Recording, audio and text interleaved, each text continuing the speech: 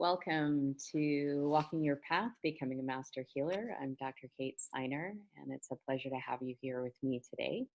I'm looking forward to covering this information. It's near and dear to my heart.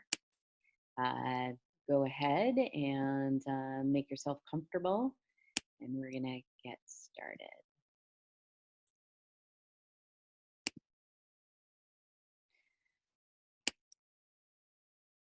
A few things for you to know.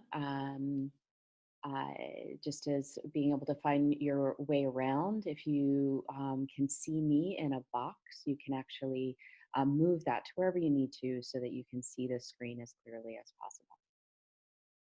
So let's talk a little bit first about what it means to be a healer. I think that this is a highly personal answer.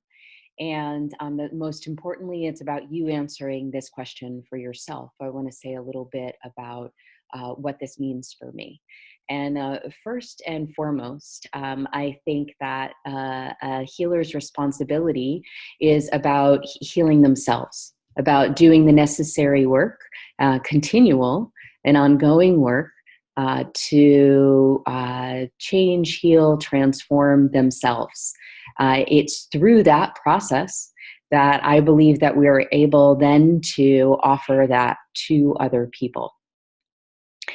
And there are many different types of healers. And this is part of what I love about teaching this type of work is that everybody has their own unique signature, their own way of working, their own style of creating this healing, this transformation. And it can be everything from, a transmutation of energy to something that's like surgery, to healing through words. There's all different methods of offering, of doing healing work. But mostly what we're doing is we are helping to bring to support another person, or sometimes it's an environment or an animal. It can be many different things. We're helping to bring this back into alignment with itself. And so we are not so much going in and changing something to be something else, but really providing what is necessary for that person, place, thing to come back to its truth, its truest form, its most natural form. And the reason for using that kind of language is actually so that we don't become too preoccupied with being the person that makes the changes or needs to save someone or something. And this helps to assist the work.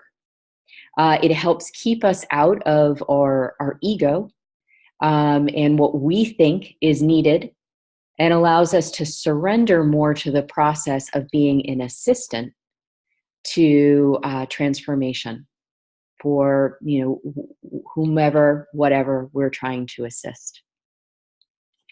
So it is a path, in my opinion. It isn't an achievement. You don't get a certificate and then you're a healer. You are in a process. It's a life path of learning to do this work. And there's all sorts of aspects to it.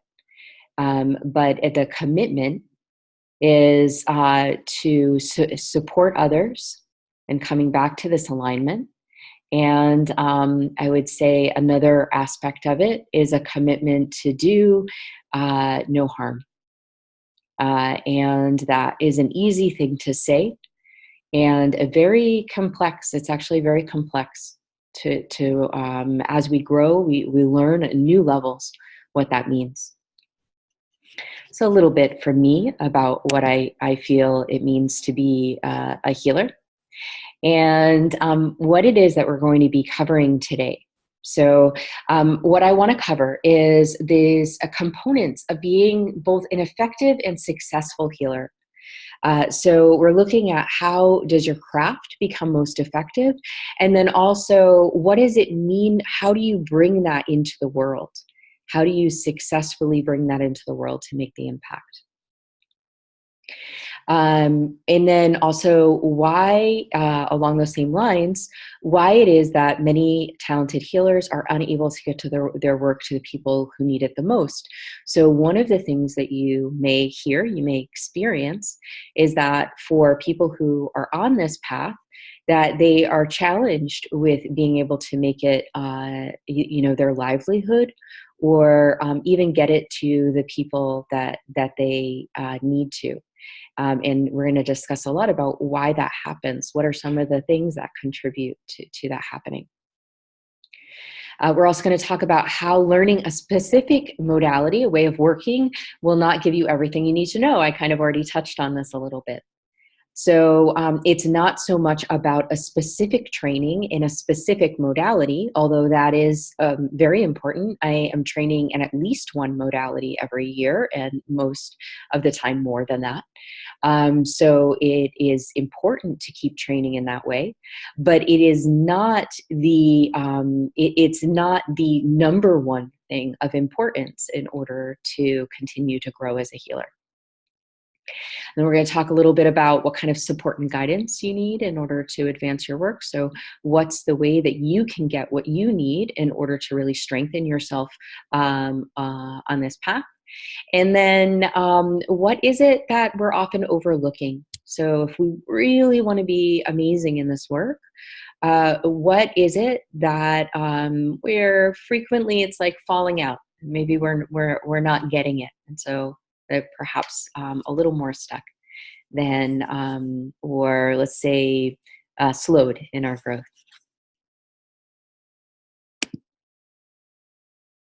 All right. So at the end of this call, there is going to be a little bit of a surprise. So I have that for you to look forward to. And also, I just want to let you know that in the course of this class today, there isn't going to be any selling or anything like that. So you can just sit back and relax, enjoy the content, and see, hopefully that will help you get more where you want to go. Okay. So how to know whether this is a good use of your time. So I personally have a very short attention span for things that are not in line with me. And so I prefer to make sure that I'm in the right place at the right time, and then I can feel like it's a good time to, or it's like easy for me to be more receptive to whatever it is that I'm learning. So this is a really good class for you, really good time, a way for you to spend your time if you're already trained in a modality, a healing modality. So this can be anything: counseling, massage, yoga, energy work. It doesn't matter what that is, but you've already started at least training, if not practicing, these different types of work. You are wanting to develop that. You have in your consciousness the sense that you want to develop your work in a way that is unique to you. This is actually, I spoke about it before, but this is a unique quality that some people have. Some people are they're very comfortable learning one method, and they apply that method very well. They learn it, they're excellent at it, and they apply it. And that's a little different than the way that I approach things. I am more integrative, and I'm more creative. And so the people who are usually most interested in what it is that I have to offer are also more integrative and creative, meaning they're interested in all of this work. They've studied a modality or two, and they've worked with people a bit, but they want to create something that is really like their personal expression, their personal way of doing healing work. So it's more in line with you if that's true for you. If you would like to be able to reach or help more people, you could be just getting started in doing your work, or you could be doing your work for a while and you're looking like, okay, how do I actually get this? Like I can see the results that I'm getting. My clients are getting really great results, but for whatever reason, I'm not getting across to as many people as I could. So this is a great place to be. We're going to talk some about that, at least get you started on that path. So it's also great for you if you want to uh, uh, deepen your understanding of healing methods. Like, why is it? How do they work? Do they work? What ones are most they're most compatible. Why are they compatible? How do you look at methods to see how you might work with them more effectively, or what are they best used for? One of my skills is actually really understanding how a particular method can be used for what type of person and what type of problem. We're only going to go into that so much, but we are going to touch on it a little bit. And if you're curious about your potential as a healer, what is it that you could potentially do with this? And that again can happen at any point along the way. So a sign that maybe you shouldn't be here. So if you're looking for exclusively for information about your own healing, that's actually not what we're covering here today. This is something that I talk about quite frequently, so I just want to give you a heads up that this time around, we're really talking from a practitioner standpoint. So if you're looking for that, please join me some other time. And I would love to have you and love to work with you on your own healing. Or if you're really just feeling completely satisfied with where you are, right? So chances are you wouldn't be here at this point in time. But if there's a high degree of contentment, chances are, there's not as much of an opening to new information at this time.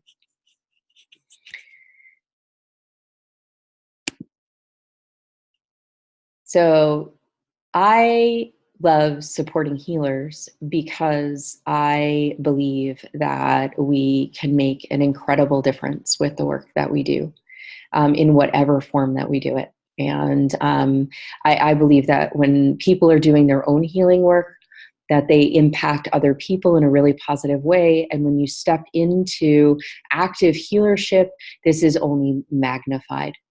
So I absolutely love supporting this kind of work. It's so needed.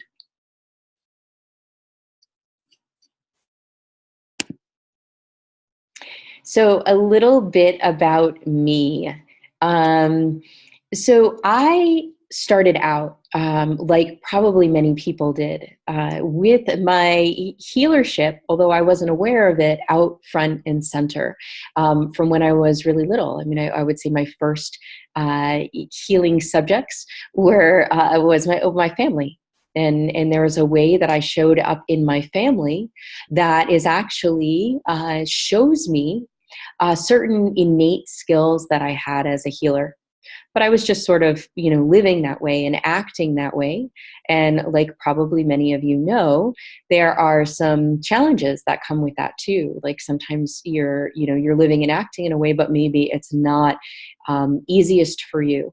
So a lot of healers go through sort of difficulty throughout their life.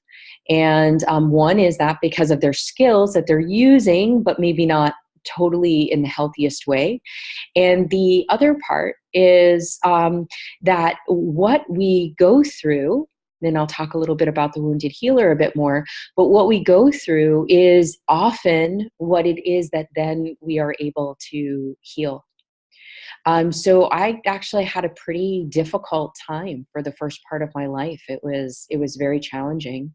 I had a lot of darkness and difficulty to overcome, and it informed me in a huge way, and has informed my healership in a huge way. But right as I started to hit adulthood, for reasons unknown to myself, um, I am for reasons unknown to myself, I am. Yeah, I'm sorry. I'm noticing that there are some people who are trying to get on the webinar and that are having challenges, and so that's distracting my attention a little bit. So hang on just one second.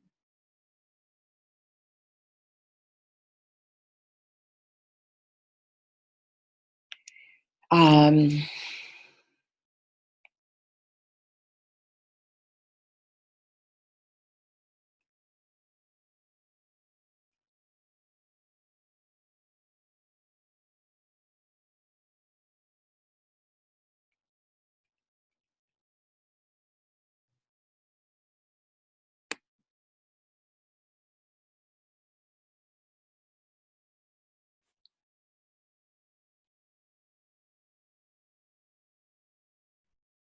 okay. All right. Hopefully that took care of things. Um, so right as I started to hit adulthood, this is when I started studying healing methods. So this is when I started to kind of like actively engage in the healing process, or the study of healing.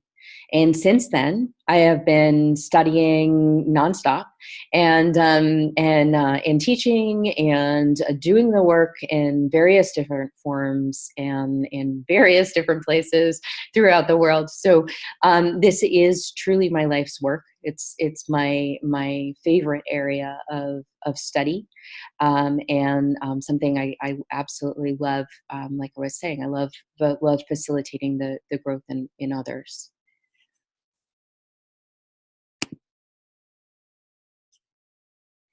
So here we go. All right. So what is it that actually makes it so challenging to be a healer? What are the types of things that just kind of systematically hold us back? And one of them is that we are usually extremely sensitive in at least one way, sometimes in many ways. And this sensitivity can look like all sorts of things. It can look like a difficulty with a high amount of like interpersonal contact. It can look like emotional sensitivity, so feeling the emotions of other people and therefore like kind of getting confused or having difficulty moving forward. It can be sensory sensitivity.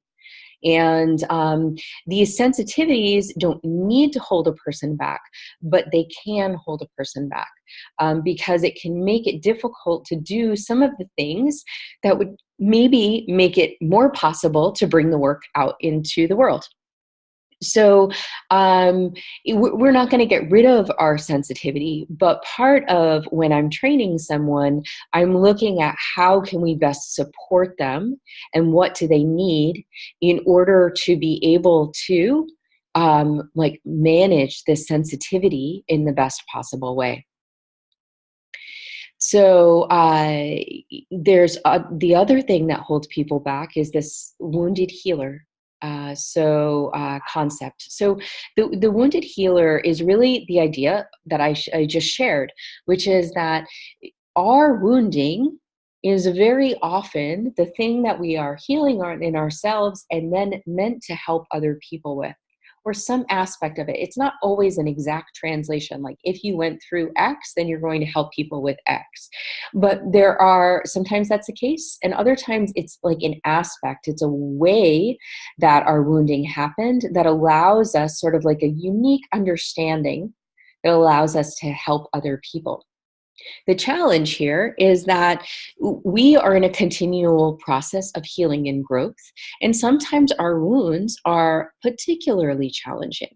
And when they are particularly challenging, they can hold us back. It's like is we actually need additional healing before we can bring our healing into the world. Or sometimes they leave us with pain that is very difficult to manage while moving forward. This is another very important thing to pay attention to. Like, how do we manage and take care of our own woundedness? How do we, move in the direction of healing? Because we'll be doing this our entire life while helping others.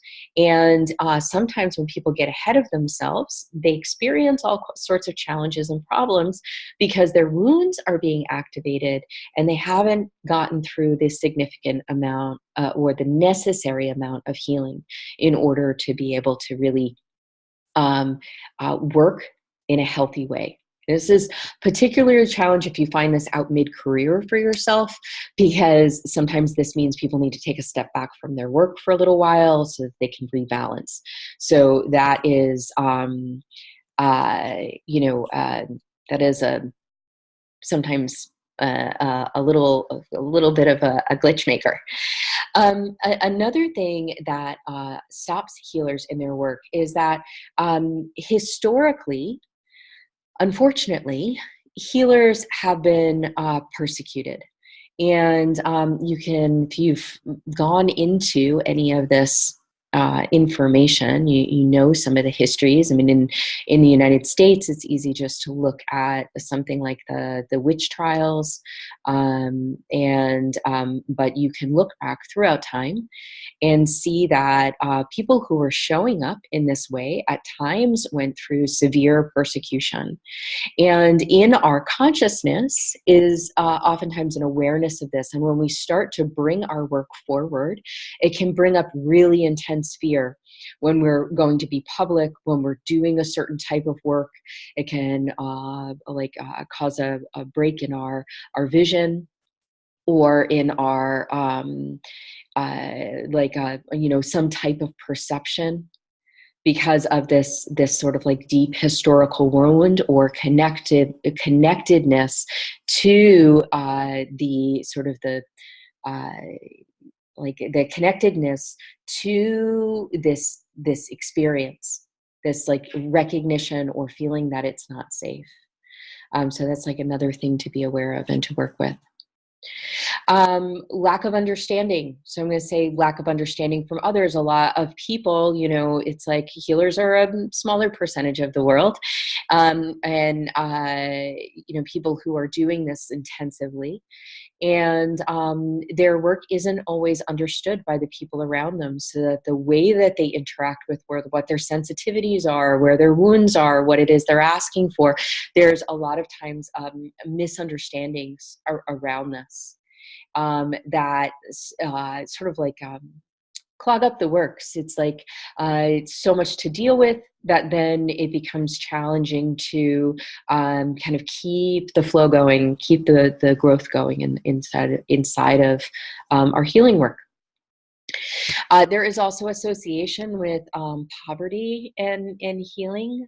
My teaching is that healers, we are getting more energy flowing. We're coming into greater alignment and inside of ourselves, helping other people with that.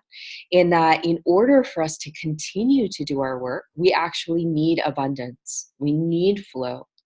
And if we're not taking care of that, then we are actually keeping ourselves at a lower energetic level, and this impacts our work and how much healing we're able to do in the world. Most of us do not have a setup where we can practice and not need to worry about any kind of worldly concerns. So because we have these worldly concerns, this is particularly important. And the deficit is actually one of the ways that healers keep themselves kind of oppressed. So breaking through that poverty mentality and all of the different, the guilt, the shame, the, imposed morals and things like that, have been handed down and passed along at times, is important to advance our work. A lot of healers, most healers, do not get any kind of business training. in when they are getting trained. So they come out with some really great skills, and they have innate skills that are absolutely fabulous, and they have no idea how to translate that into real world operational uh, business that will support them and allow them to continue to do their work. And lastly, there is not, it's like healership is it's not cohesive. There isn't like a program of study. You know, it's like you take psychology, for example, and even though it is fragmented in certain ways, it's way more integrated than the broad category of healing. And so there's a lack of understanding about how all of these different methods work together, and why would we approach it through, family constellations or through hands-on work. And so a lot of times people become a believer in a method without actually understanding about it, and then and understanding how it relates to other types of work. This also leads to not being able to support each other in the same way, because it's difficult for me to refer to you if I don't actually understand the value and benefit of your work, like who it's going to help and why it's going to help them. So these are some of the things. I'm sure we could probably go on from here, but these are some of the things that hold healers back in their work. And now a little bit about what is needed instead, right? So we are needing, first and foremost, the support in doing our necessary personal work. So leading through doing our own work forever and always. And because a lot of times, especially if you've been doing this for a while, your skills get very advanced. You're actually needing that kind of support in a very advanced way. Somebody who can understand the nuance and complexity and can reach you where you are. And so it becomes very important that you are finding these people who can support you in doing your personal work. Understanding of the societal context. So like that, it has to do with like the persecution piece that I was talking about. So what are the factors that are influencing my work right now, and what environment am I working? How are those factors influencing me? How are they influencing my ability to create abundance and move my work forward in the world? How are they influencing my relationship with having a business, if that's the way that you're working? So what are we inside of, and how is it influencing us? So learning those business skills is another important piece of things. It's you really, if you want to do this as your livelihood, one component of your training at some point in time needs to be foundational business skills. If you don't do that, the likelihood that you're going to be successful in your work is very small. It's not that you won't be. There are people who know next to nothing about business and they manage to be successful, but they are a very small minority of people. And then, of course, understanding the foundations of healing. So, what is it that makes something a healing modality? When we can understand that, it really potentiates our power and our impact.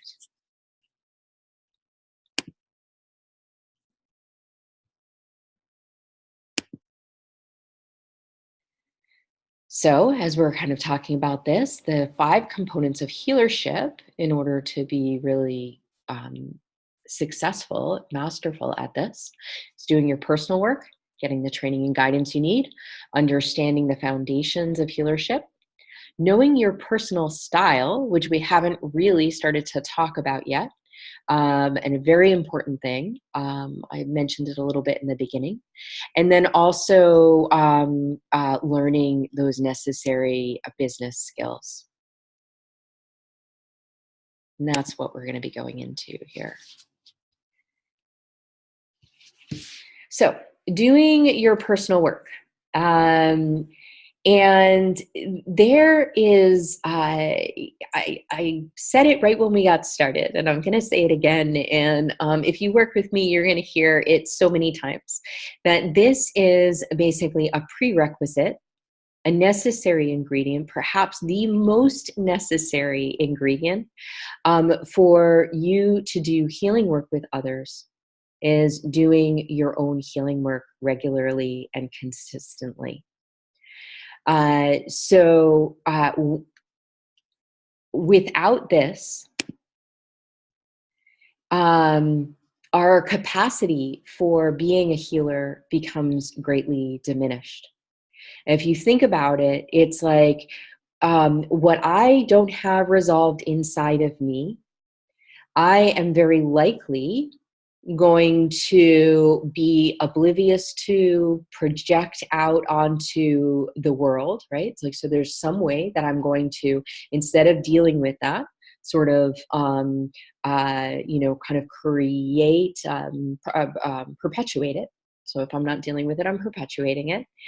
And so if, for example, I have an issue around intimacy, and I'm working with a client who has an issue around intimacy, what might happen is I might go in a totally different direction than what their issue is that they're presenting, or I might be blocked to seeing how I can assist them, or I might take on some of the negativity, let's just call it that. I'm going to use that as a broad category, but some of the problem, I might take on some of the problem from the person that I'm working with. I might, because of my own lack of awareness. So the beautiful part, going down to when we do our work, the beautiful part of when we do our own work is what this opens up is our ability to see clearly what's going on with others and understand how to get them to to support them in getting that healing for themselves.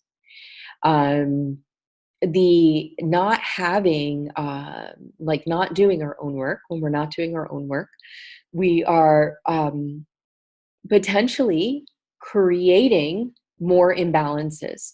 And so I'll give you one example. Like, there's so many different ways to talk about this stuff to add more more insight into how this affects us. It's not just like it's not just a one track thing. But when it comes to creating imbalances, it's like, what I might do. So say I have a belief that I am not good enough, and I'm doing my work, and I'm working, really doing fabulous healing work. And but because of this belief I'm not good enough, maybe I work too hard. And maybe, but through working too hard, I start to deplete myself. And that would be like that would be like one example of how I could create an imbalance. So if I'm not continually looking at those places where I might overdo or underdo because of my own limitations, then those imbalances might be created. They might come out in my business. They might come out in the effect of the work that I have with clients. They might come out in my own personal energetic well-being, that kind of thing. So the more that we refine ourselves, the more precise that our work is. And so it's not just the balance inside the session, it's also balance in all aspects of our life.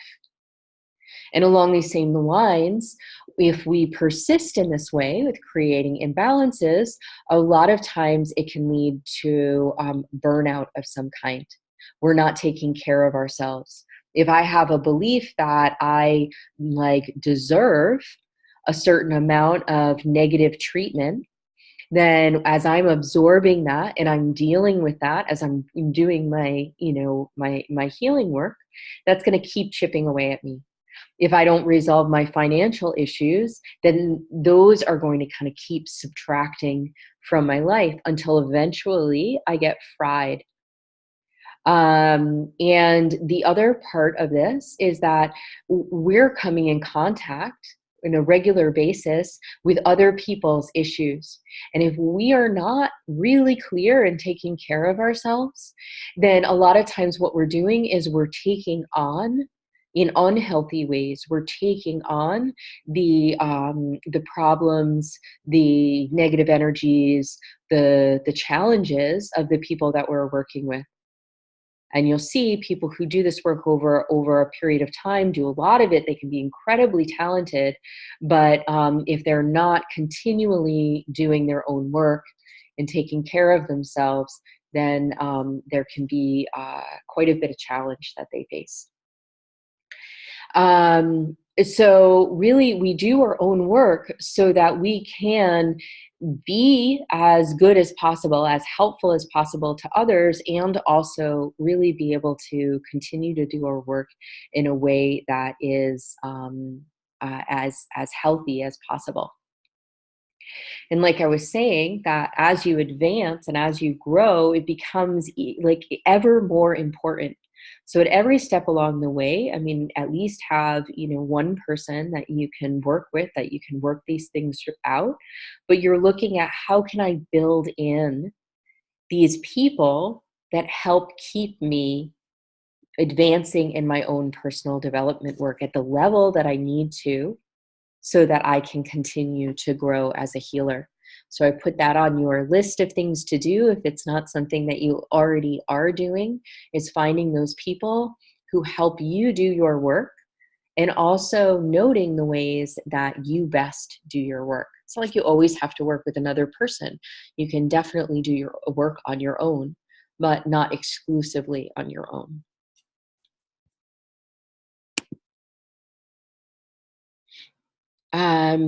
So in addition, right? So there's a way that guidance is helping you do your personal work.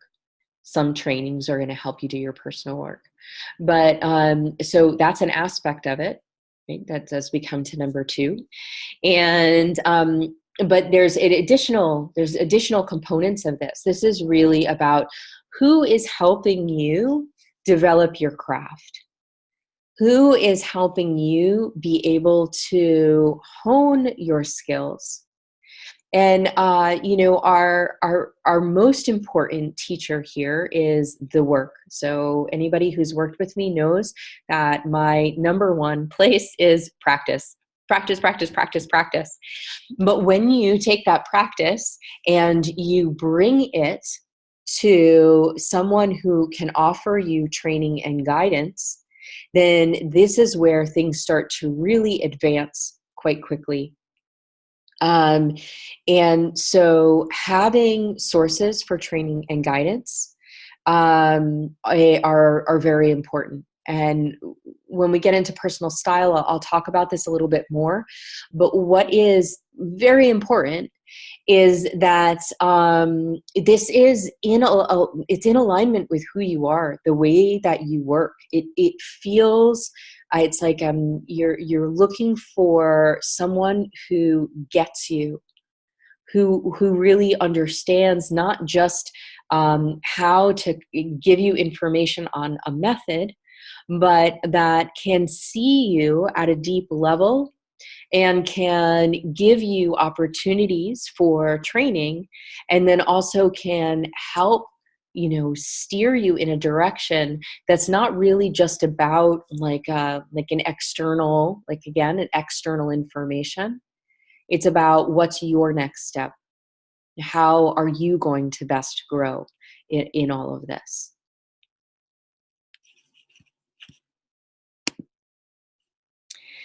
So what this prevents is becoming so becoming stuck, or growing more slowly. or getting stuck during the challenging times, right? And we're missing some of our inborn talents. Like when we don't have guidance, it's like it's like all we have is ourselves, and like we are the experts on ourselves. Like that's absolutely true. But there's also ways that we are not able to really see ourselves, that we benefit from someone else being able to see us or offer us, like, over here, this is the bridge, this is where you go to get across this. um or this is like, they can see our brilliance in ways that we can't necessarily see our own brilliance. And this is very, very important and very healing for healers, because quite frequently, like I said, there's a lack of understanding that comes from the outside world. Frequently people can kind of fail to see what we're up to, because some of the things that we're doing might be a little behind the scenes, or they might be outside of maybe typical, interpersonal behavior or things like that. And so, there can be some wounding there around our gifts and around being seen. And so, having guidance is also helping to heal that as well.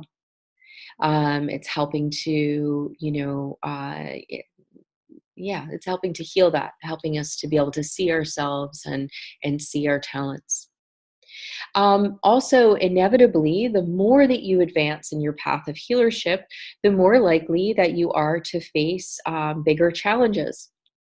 So initially, there's the challenges of coming out of your kind of your core wounding, so that you can really begin to offer your healing work. So there's that.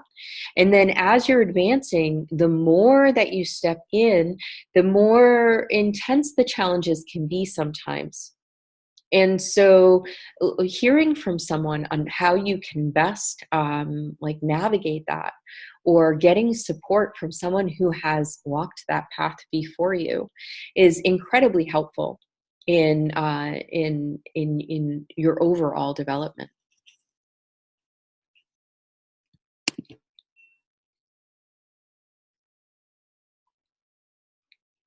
So, uh, understanding the foundations of healing is the third thing that we're going to talk about. So, all healing methods have core reasons for their effectiveness as well as stylistic components. Okay, so when you understand this, it helps you choose methods for training and how to integrate those methods more effectively in your work. So, I want to break this down a little bit.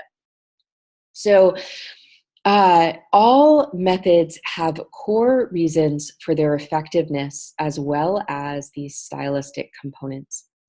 As well as stylistic components. So, what it means is that it's sort of like, a car runs because it has certain things in the engine that allow it to run, right? So it's just like things heal for very specific reasons. And we can say, okay, well, I know if like I do energy work and I put certain energy in here, then it will have a beneficial effect, right? Uh, and the more that we understand, like, the why of it, the more that we can work with the tool. So, like an example would be like, why does, like, shamanic soul retrieval, like, why is that effective in certain types of issues and not effective in other types of issues? So if you understand the reason for its effectiveness, how it's working, then that's when you're able to say, oh, okay, right now I get a little bit about how to position this. So you want to know, like, on what level of the person are you working? Are you working with them, like, are you working emotionally with that person? Are you working mentally with that person? Are you working on the physical level? And if you're working energetically, are you working energetically as far as like realigning the energetic body of the person? Are you working energetically in the astral realm?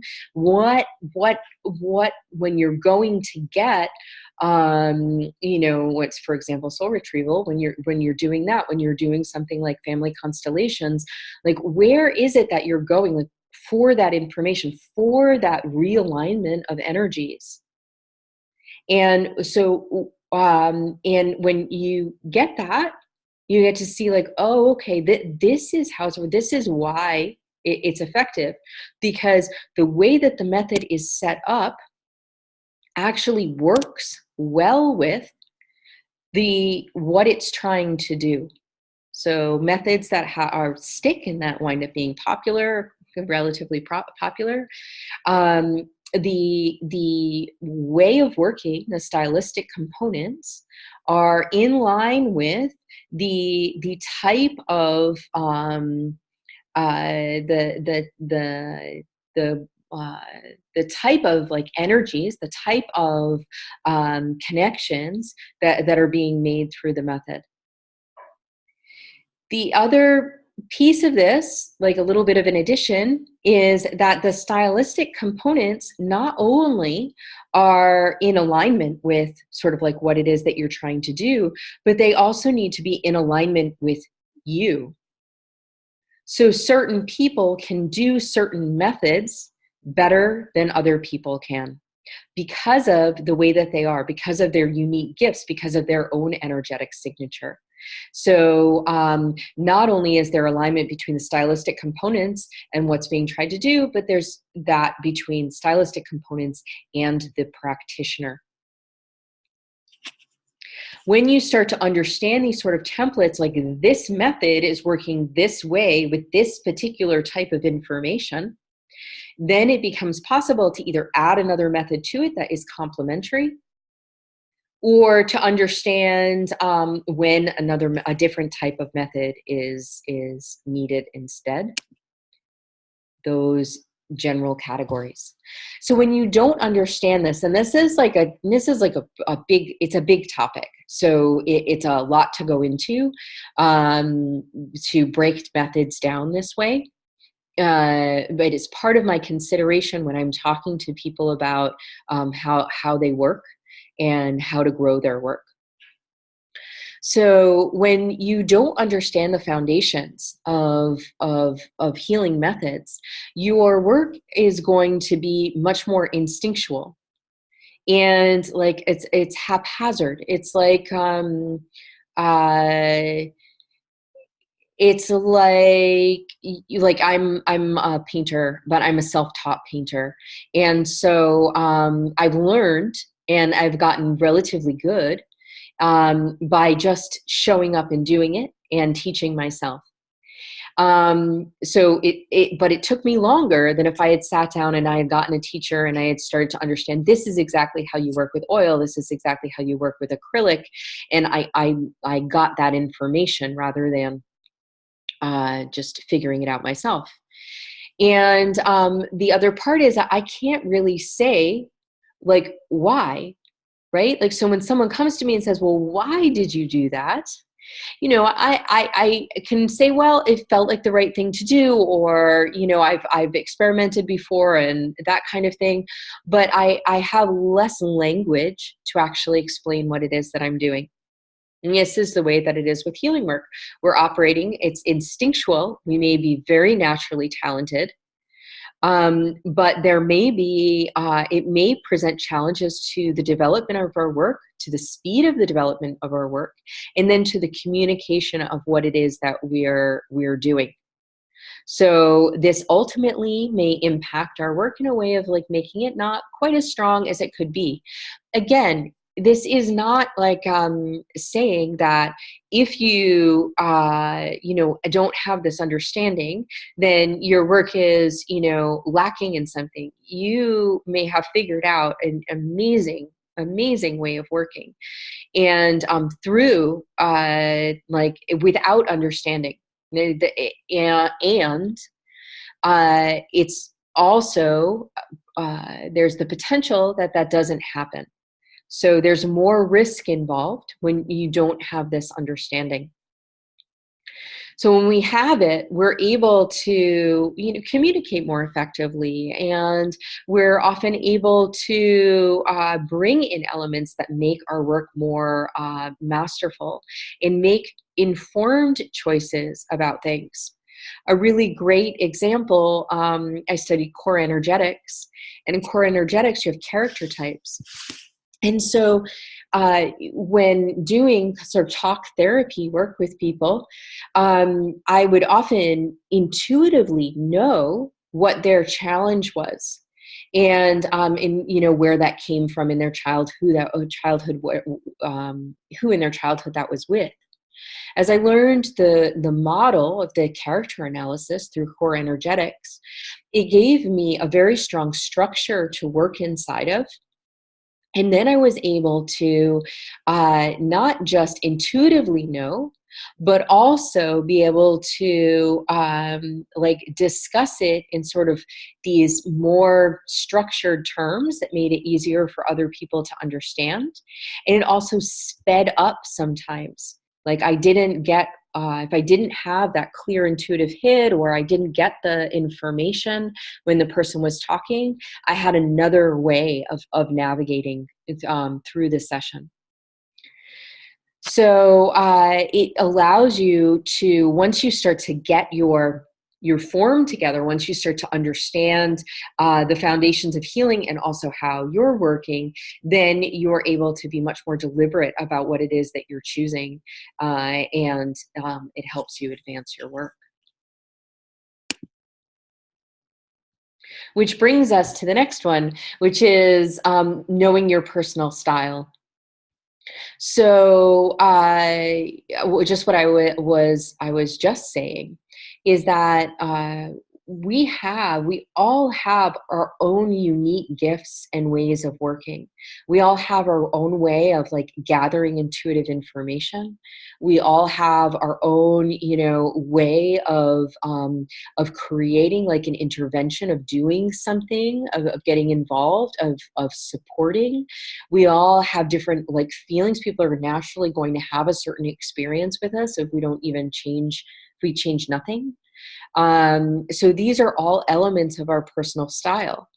And, one of the things that I'm able to do with my personal style is I'm able to provide what is sometimes challenging feedback to people, and effectively. And say another person might not have that skill so much. And so by understanding that, you find other ways of working where I might go at something directly because I know that I can, the majority of time, give that direct information and maintain the health of the relationship. When, say, if someone doesn't do that, like they don't have that configuration, then they might find another way of bringing the person or helping the person move in a similar direction. So our personal style also helps us understand, like, I get a lot of information through my hands. So like when I make physical contact with a person, I have way more information, just palm wherever, when I do that, I gather a lot of information. So when I am doing either hands-on work, or even if I'm working with someone in another capacity, if I open up my ability to do that, then I'm much more informed. Someone else might be totally thrown off by that. That might actually block their gathering information. The way that we orient to information in general, I see everything. I break it down basically in terms of energy and energy structure. So every healing method is sort of broken down to that level of things. And so that gives me a particular type of insight and a particular way of working with the method, where someone else might have an entirely different way of understanding how something works. They might see an energetic shift. They might, feel something, feel a shift of some kind. Um, they might not really actually have a high degree of understanding of what's happening in a particular moment, but have a very good ability to know, like, when they are on track or off track. You see how all of these are like ways of perceiving that become part of your personal style. So it's easiest to do when I'm talking to you directly. It's easiest for me to sort of start to gauge your personal style and give you feedback on that. To talk about it in more general terms, there's so many different options for how we perceive. Not, there's a lot of commonality between, between healers in general, but there is also a lot of difference. So when you don't know your style, part of what happens is that your learning is harder. Your relationship to each method is not as clear. You're not going to be as easily understood. You might work harder. It might be harder to find the right teachers. So as like you start to understand yourself more as a healer, then you're able to get all these things like that much more. You're working so much more in alignment with who you are. And a lot of times your work will simplify, even if it's really integrative. It will simplify, so you can get a lot of benefit from this sense of personal style. It's really, I think, quite important. And then finally, our fifth option here is to get the business skills. So how do you make this work viable for you? How do you make it something that you're able to keep bringing into the world, keep doing all the things that you want to do, right? So chances are, if you don't have business skills, you might struggle, or you might be left thinking, oh, I'll just do some healing work every once in a while, after I do my day job. And that's also a perfectly fine choice, and people choose to work that way. But if you're wanting to make this your livelihood and bring it out into the world, it's really important that you have the business skills to help advance it. And these are foundational. You do not need super advanced business skills. You just really need to know the basics. Like the basics of like business format, the basics of marketing. And if you have that, then you are able to go really far. But if you're wanting to like start your work, I highly recommend, if you have a practice that isn't successful, or if you are wanting to start some kind of work in the world, I highly recommend getting this information first. A really easy way to get it, there are lots of resources online. A really easy way to get it is I have a business development program that is it's virtually free. It's like so, and it does cost a tiny bit of money, but you can reach out to me if you're interested in that. But basically, it's just step by step. What do you need to know? They're all worksheets, and you do the worksheets and you get the information that you need. Otherwise, there's a bunch of different resources, like I said, online, but this is sort of like all in one place. Definitely recommended. If we wind up getting in touch, I can also recommend a bunch of books and things like that for you, so that you can kind of like gather that information. Okay. So those are the 5 components of what I think is incredibly important to grow your work, to be able to develop your work in a way that is like highly effective and aligned with you, and all of that kind of stuff. So uh, these are kind of this is just a look at what those foundational elements are. And like you can note those to yourself and just take a look at them. They're like a checklist. Okay, how am I doing this component in my life? How am I doing this other component of my life? And just make sure that you're working in all of these areas. And as you're working in all of these areas, then you have a really good like grounding for developing your work.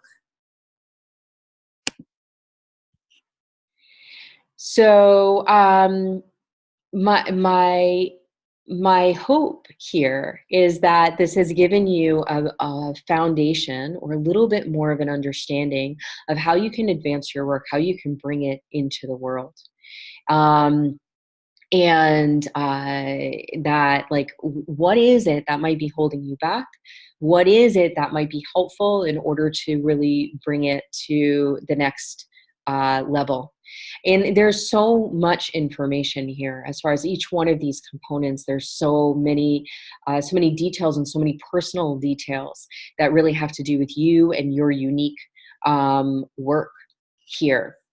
So what I'm offering here as a next step is to get a free session with me. This is a 30 minutes. So, and there's a couple components I want you to know about this. So, first of all, so the session is basically about taking and discussing where you are in your work and giving you a plan for how you can take your next steps. So we'll do an assessment of like where you are, where I think that the sort of the missing links are, and what you can do. So I mean, the amount of information that can come out in this session is there's a ton. I mean, you can use it for your education for your next short while. So it is really quite will be quite a good use of your time. And the way that you do this is you use this link right down here. Now you can't actually click on it on the computer, so you're going to want to write that down so that you can go ahead and sign up. And there's a couple things. One, this is first come, first serve. So there are just like I'm offering a number of these. And so go ahead, sign up if it's something that you're interested in. Go ahead and do that. But you also need to fill out an application. So there's a couple different reasons here. Is that in order for me to invest my time, I actually want, and this is a teaching moment as well, I want an investment back, which is that I know that you're showing up and you're really interested, you're really wanting this time and this type of information. So there's an application that you'll get. You'll click, you'll sign up for your time. It immediately brings you to an application for you to fill out. And this gives me base level information about you. And it also gives me that, full knowledge that your intent showing up to this session in a way that's going to be helpful and productive for both of us. Again, this is not, even though we will address personal issues, this is not really a personal process session. This is about your healership and how you can take your next steps. So I just ask for the respect around those couple things. So again, it's this link right down here. Make sure that you write that down. And put it in. If for some reason you have some kind of a problem with that, doesn't work for you or whatever, you can reach out to me via Facebook. You can send us an email and just let us know, hey, I was trying to sign up for that. But my recommendation is that, like, at this point in time, you either know that's a benefit to you or it's not. So I put the link in your browser. Go ahead and sign up for something. If it's in line with you right now. And overall, I just want to thank you. Thank you for your time today. Thank you for your commitment and your dedication to this work for your willingness to show up to it, to trying to be and being a positive force in this world, helping others heal, grow, and transform, so that we can all, have a better world, live a better life. It is it's incredibly it's incredibly moving to me. It really touches my heart quite deeply, to see and to know other people who are on this path, who are dedicated, to really making a difference. So thank you so much for that. And it's been a pleasure to be with you here today. And I look forward to connecting with you on our call. And have a great, evening. And I look forward to us meeting soon.